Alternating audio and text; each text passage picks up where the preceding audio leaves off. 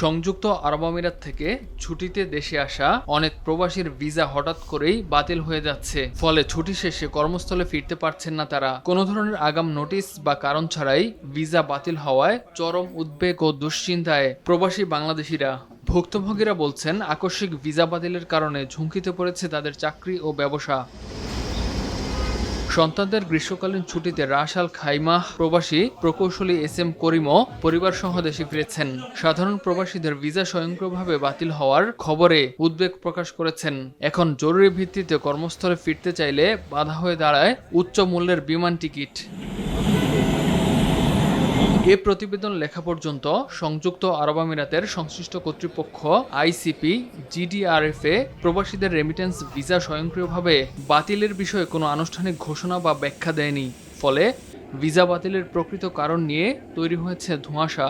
এ ব্যাপারে বাংলাদেশ দূতাবাস আবুধাবিতে যোগাযোগ করা হলে সঠিক তথ্যের জন্য শুধুমাত্র দূতাবাসের অফিসিয়াল ফেসবুক পেজ ও ওয়েবসাইট ফলো করার কথা জানায় দূতাবাস। তবে সেখানে এ সংক্রান্ত কোনো তথ্য বা নির্দেশনা চোখে পড়েনি। এপ্রিলের 1 তারিখ দেশে আসি ছুটিতে, 4 মাসের ছুটিতে।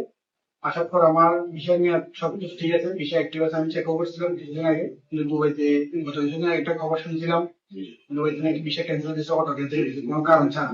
আমি রিটার্ন যাওয়ার জন্য টিকিট করছি 31 তারিখে। এর আগে নিউজটা টিকিট করার পরে তখন আমার বিষয় পরশুদিন চেক করছি, আমি বিষয় অ্যাক্টিভ ছিল, ওখানে আমি চাকরি করি। এখন আমার বিষয়টা ক্যান্সেল হয়ে গেছে। এখন এটা মানে কোনো কারণ ছাড়া বিষয়টা ক্যান্সেল হয়ে গেছে। আমি বাংলাদেশ সরকারের কাছে একটা আবেদন করতেছি এই ব্যাপারে কিছু একটা পদক্ষেপ নেওয়ার জন্য। এটা আমার আইডি কার্ড, এই যে আমার আইডি কার্ড, এটা আব্দুল আজিজ। আমার বিষয় মেয়াদ এখনো আরো 3 মাসের মতো মেয়াদ আছে। নভেম্বরে আমার বিষয় শেষ হবে, কিন্তু তার আগে আমার বিষয় কোনো কারণ ছাড়া ক্যান্সেল হয়ে গেছে।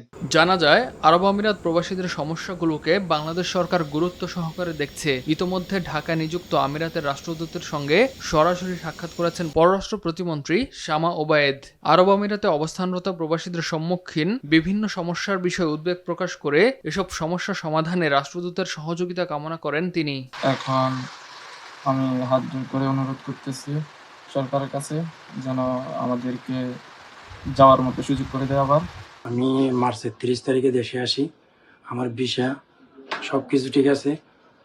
জুলাইয়ের 22 তারিখে দেখতেছি অটো আমার ভিসা ক্যান্সেল হয়ে গেছে। কি জন্য ক্যান্সেল হচ্ছে আমরা জানি না। টিকিটের যে দাম, সেই দাম দেখে মাথায় আকাশ ভেঙে পড়ার মতো অবস্থা। যে টিকিট ছিল 30 থেকে 35 হাজার টাকা, সেই টিকিট বর্তমানে 1 লাখ টাকার উপরে। এই টিকিট সিন্ডিকেটের মাধ্যমে প্রবাসীদেরকে যেভাবে হয়রানি করা হচ্ছে, সেই হয়রানির আমি তীব্র প্রতিবাদ জানাচ্ছি। উদ্ভূত পরিস্থিতিতে শ্রম, কর্মসংস্থান এবং প্রবাসী কল্যাণ ও বৈদেশিক কর্মসংস্থান মন্ত্রী আরিফুল হক চৌধুরী বলেন, সোমবার আরব আমিরাতের সংশ্লিষ্ট দপ্তরের সঙ্গে সরাসরি যোগাযোগ করবেন রাষ্ট্রদূত। সেই সঙ্গে পররাষ্ট্রমন্ত্রী দেশে ফিরলে কূটনৈতিক চ্যানেলে সমস্যা সমাধানে উদ্যোগ নেওয়া হবে।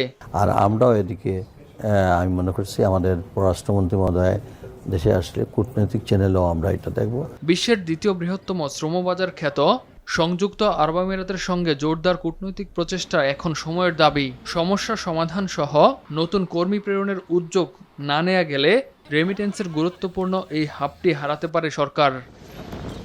ইমতিয়াজ আহমেদ, RTV।